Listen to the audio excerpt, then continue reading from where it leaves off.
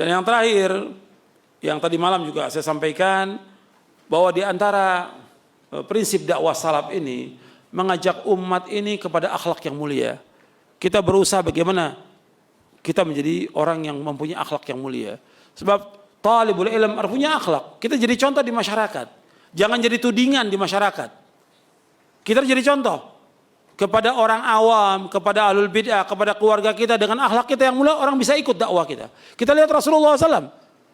Rasulullah sebutkan dalam Al-Quran, wa innaka la'ala khuluqin azim. Sesungguhnya engkau Muhammad berada di atas akhlak yang mulia. Dipuji oleh Allah. Dan masalah akidah, masalah tauhid dengan akhlak punya hubungan yang sangat erat. Kata Nabi SAW, akmalul mu'mina iman ahsanum khuluqa wa khiyarukum linisaihim. Orang mukmin yang paling sempurna iman, yang paling baik akhlaknya. Dan orang yang paling baik di antara kalian orang paling baik kepada istri-istrinya. Hadis ini sahih. Iman dengan akhlak punya hubungan yang sangat erat.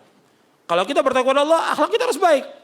Akhlak kita, hubungan kita dengan Allah, hubungan kita dengan orang tua, hubungan kita dengan orang-orang yang berilmu, yang mengajarkan kebaikan kepada keluarga, kepada kerabat, harus baik kita kepada mereka.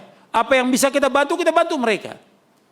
Kemudian baik juga kepada istri. Orang mukmin yang paling baik, yang paling mulia, yang baik kepada istrinya. Baik, dia lemah lembut kepada istrinya, tidak kasar. Tidak kotor juga mulutnya kepada istrinya. Harus baik kepada istrinya. Ini ajaran Islam. Kata Nabi, khairukum li ahlihi wa ana khairukum li ahli. Sebaik-baiknya orang yang paling baik kepada keluarganya, aku adalah orang yang paling baik kepada keluargaku. Contohkan teladan kita kepada keluarga. Kita baik kepada keluarga kita, pada istri kita. Akhlak tunjukkan. Dan juga perhatikan masalah akhlak ini mulia. Akhlak ini berat timbangannya di hari kiamat nanti. Takwa kepada Allah dan akhlak mulia berat timbangannya. Makanya kita harus berusaha terus memperbaiki akhlak kita. Akhlak kita jauh sudah. Kalau kasarnya banyak di antara kita afwan ya. Ya, ini saya katakan akhlaknya tidak baik. Akhlaknya bobrok. Kasar tingkah lakunya. Keras kepada orang. Kemudian juga enggak menyapa orang, enggak senyum, enggak salam. Enggak memperhatikan bagaimana kebutuhan keluarganya, tetangganya, familinya, susah dia enggak bantu. Ini akhlak yang jelek yang seperti ini.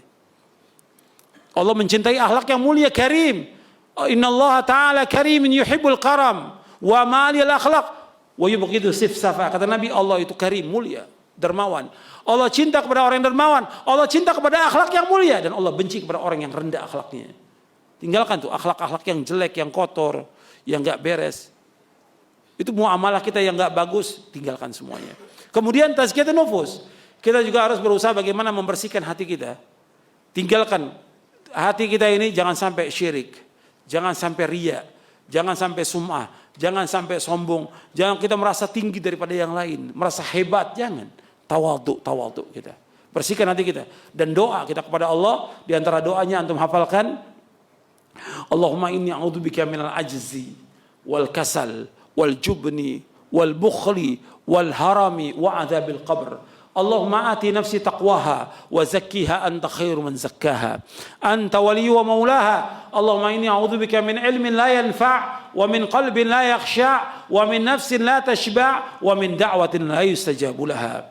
Ya Allah, aku berlindung pada Engkau dari sifat lemah, malas, pengecut, bakhil, pelit, dan dari umur pikun. Dan aku berlindung pada Engkau dari azab kubur.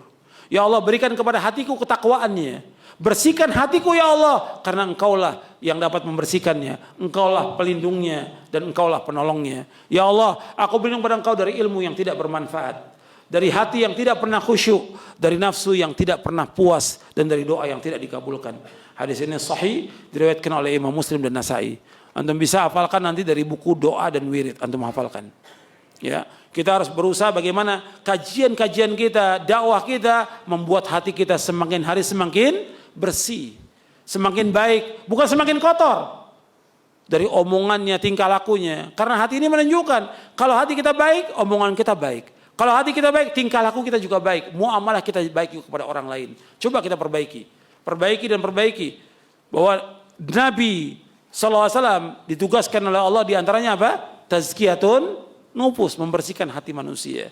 Mudah-mudahan dengan kajian ini bermanfaat untuk saya dan untuk antum sekalian dan untuk ikhwan dan akhwat dan semua yang mendengar dan melihat dakwah ini. Mudah-mudahan Allah memberikan hidayah kepada kita semuanya, menunjuki kita di atas siratal mustaqim, di atas Quran wa sunnah ala fahmi salaf, dan kita diberikan hidayah taufik untuk terus berjalan di atas manhaj yang hak ini, berpegang teguh di atas Islam dan sunnah ala fahmi salaf, dan mudah-mudahan kita diwafatkan di atas Islam dan sunnah dalam keadaan husnul khatimah. Wa sallallahu nabiyana Muhammadin sallallahu alaihi wa ala wasallam wa akhiru da'wana alhamdulillahi rabbil alamin.